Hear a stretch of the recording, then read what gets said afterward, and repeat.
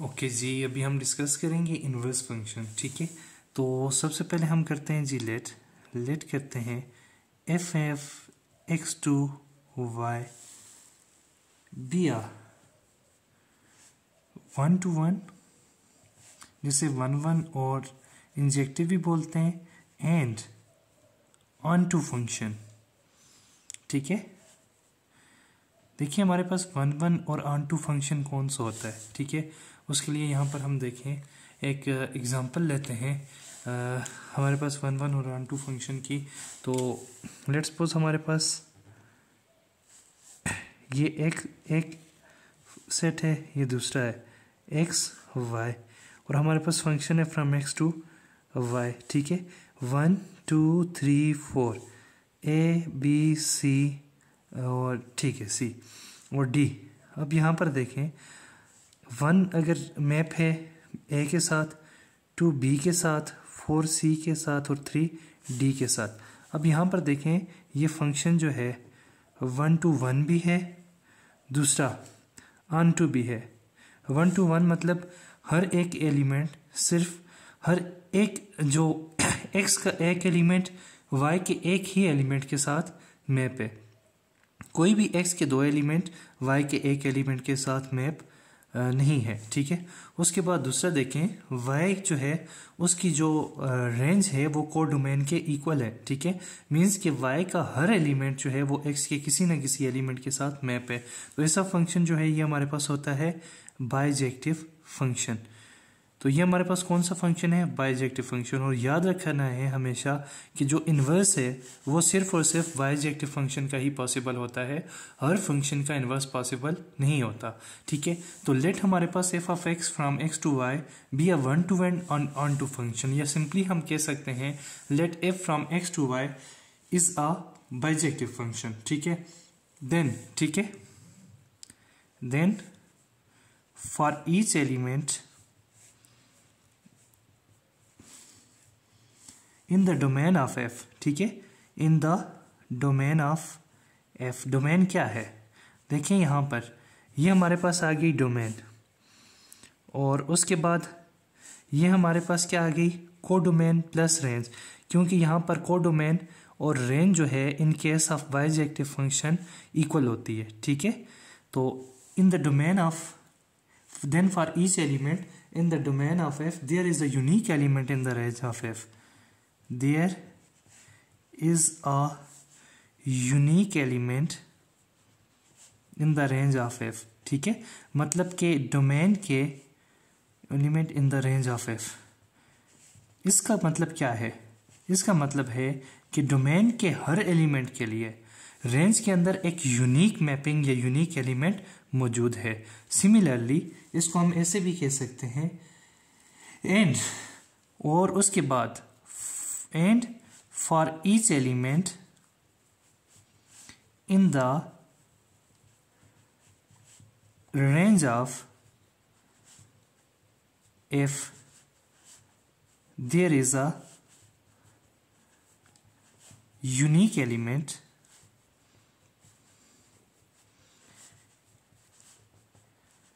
in the domain of f।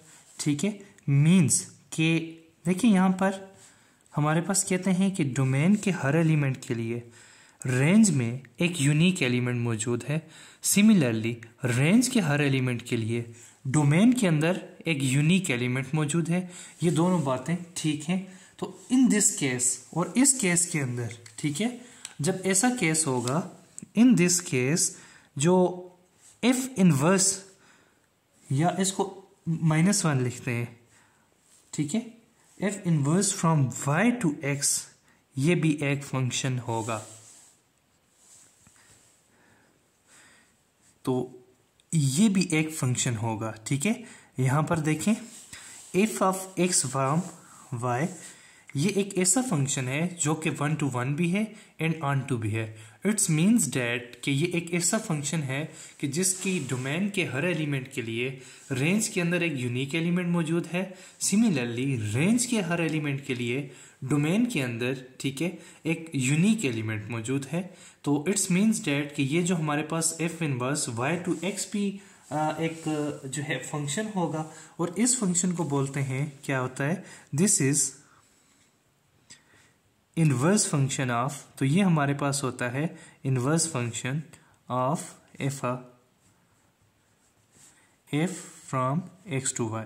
और इसको represent कैसे करते हैं, देखें, x is equal to F inverse of y for all y belong to capital Y if and only if, क्या condition है जी, if and only if y is equal to F of x for all x belong to x।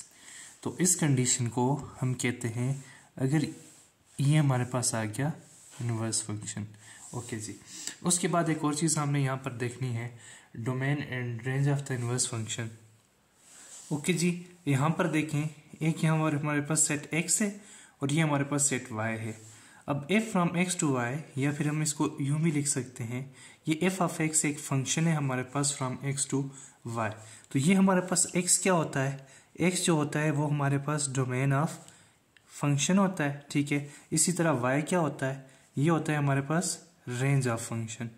Okay okay, अब यहां पर देखें तो similarly, ठीक है, फ्रॉम y टू x भी एक फंक्शन होगा, ठीक है, ये हमारे पास आ गया y टू x, ये भी एक फंक्शन है, ठीक है, फ्रॉम y टू x, इसको हम लिखेंगे f of y to x, या इसको लिखेंगे जी f इनवर्स ऑफ x।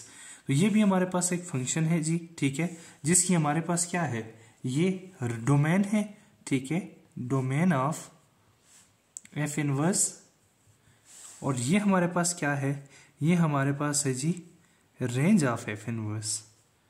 अच्छा, यहां से हमें एक और चीज पता चलती है कि जो f इनवर्स का इनवर्स होता है वो हमारे पास फंक्शन होता है, ठीक है। अब जब किसी भी फंक्शन का हम इन्वर्स लेंगे तो उसकी जो डोमेन होगी वो इन्वर्स फंक्शन की रेंज में कन्वर्ट हो जाएगी। सिमिलरली जो उसकी रेंज होगी तो वो इन्वर्स फंक्शन की डोमेन में कन्वर्ट हो जाएगी। अभी हम देखेंगे जी domain and range of inverse function.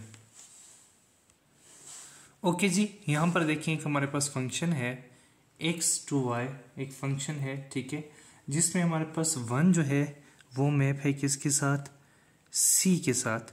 उसके बाद यहाँ पर 2 मैप है किसके साथ, b के साथ, ठीक है।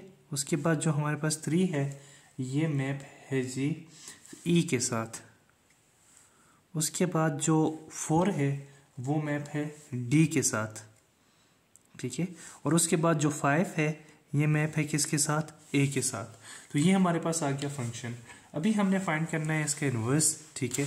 तो इन्वर्स क्या होगा, ठीक है, ये यहाँ पर क्या है, ये यहाँ पर डोमेन है, ठीक है, और ये यहाँ पर क्या है, रेंज है। अब इन्वर्स फंक्शन में क्या होगा, इसकी जो डोमेन है वो इसकी रेंज हो जाएगी, ठीक है। यहाँ पर देखें डोमेन क्या थी 1 2 3 4 5, यहाँ पर रेंज क्या हो जाएगी 1 2 3 4 5। सिमिलरली यहाँ पर रेंज थी A B C D E, तो यहाँ पर डोमेन क्या हो जाएगी A B C D and E, और यहाँ पर देखें ये क्या आ गई domain. And now you can see here that ये हमारे पास फंक्शन है क्या है y टू x, और यहाँ पर ये क्या है हमारे पास इनवर्स फंक्शन है।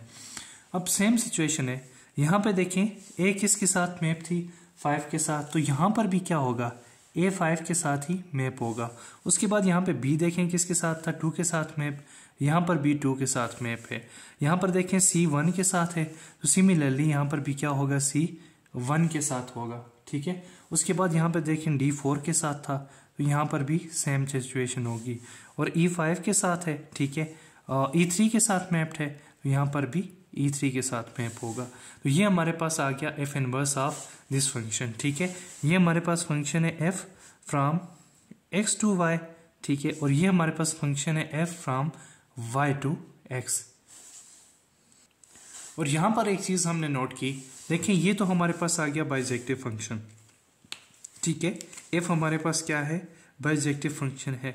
मीन्स कि ये हमारे पास 1 to 1 भी है और उसके बाद ऑन टू फंक्शन भी है, तो इसका इन्वर्स जो होगा वो भी हमेशा क्या होगा, बाइजेक्टिव फंक्शन ही होगा।